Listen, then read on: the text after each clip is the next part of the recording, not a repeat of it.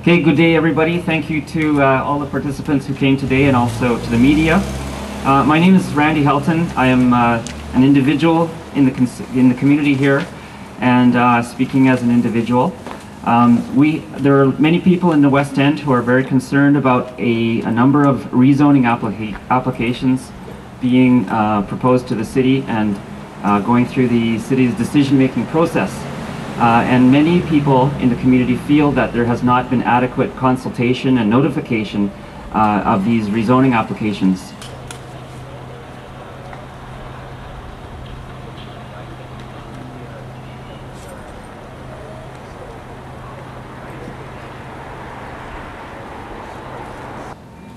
I think many people in the West End,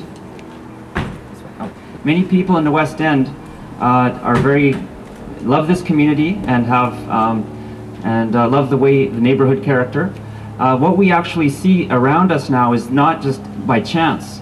This West End looks the way it does as a result of a very extensive consultation process in the 1980s, and that community plan still is relevant today.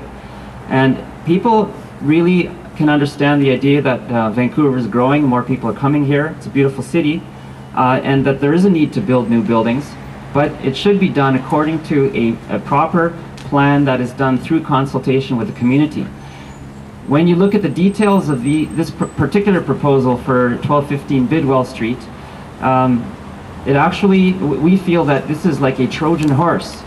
It is actually not in compliance with the community plan, and it was presented only to the 2 blocks in the immediate neighborhood. Most of the people living in the West End, community of almost 50,000 people, did not hear a single thing about this. If this is approved tomorrow night at City Council, it will actually probably set a precedent for many other rezoning applications. We know of one for sure, 1401 Comox Street, the site of 100-year-old site of St. John's Church. There's an application there for a 22-story tower. These proposals are going in under the city's short-term incentives for rental housing program. The acronym is STIR, S-T-I-R. It was passed by the City Council in July after a very short time for the council members to review. There were 2 of the council members in opposition, and the rest actually passed it. But it was not done through careful process of consultation. And I think many people feel that the zoning applications that we're seeing now, including 1215 Bidwell, are some signs of the unintended consequences. This is being slipped through and without a lot of people knowing of the real implications of this. Another thing is that under this short-term incentive program for rentals, in the case of this particular application, there will be about at least $5.5 million of city revenue that will be foregone as an incentive for the developer to build this property. We feel that in a time when the city is actually cutting back on its budget and cutting back on services, including, for example, the petting zoo at the Stanley Park. There's a big discussion about the conservatory at Queen Elizabeth Park, and there are many other services that are now under threat because of the civic budget.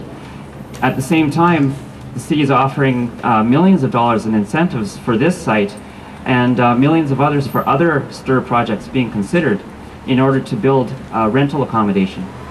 I think the issue here is that I personally think development in the West End is a good thing, but it has to be within the existing zoning guidelines we have. Just to my left, this particular building, there's going to be a 50 to 60 foot wall right beside me here, right beside Maxine's.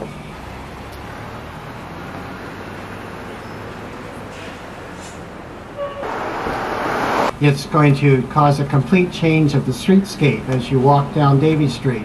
It's going to be pretty much on the property line, go straight up into the air. There's nothing like it if you walk up and down Davie Street today. The building itself, the proposed density for this site is 6.4 times where the allowable size is 2.2. And that's actually, for this property proposed, it's actually 25% more dense than the Imperial Towers to my right, which was built with an FSR of 5.0. or just around the corner at the O2 site, which was approved with a 3.4. So this particular building is almost got twice as much density as O2 around, and it's 25% more dense than the Imperial Towers. So that's why I think it's just too big a property. It's simply too massive, and it, with the concrete and glass wall, will ruin the vista up and down the street. Thank you very much. I'd like to call upon Louise Clark, another member of the community. I'll be very quick. I just want to say that what we have here in the West End is an incredibly successful community. It's economically diverse, it's culturally diverse.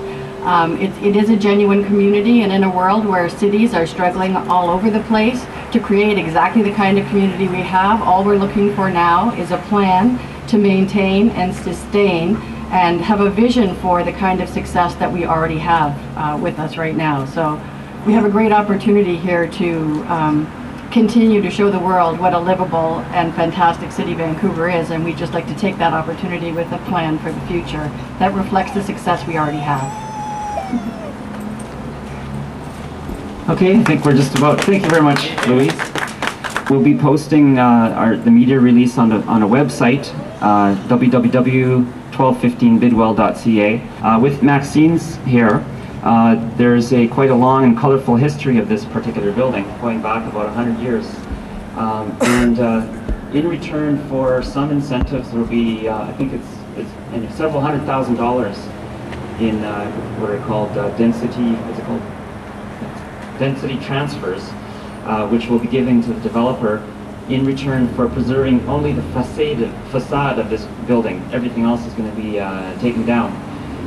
Some of the heritage organizations in the city supported this because there will be that heritage preservation, but some of that support was quite reluctant, that there was a desire to have more of the heritage preserved than just the facade.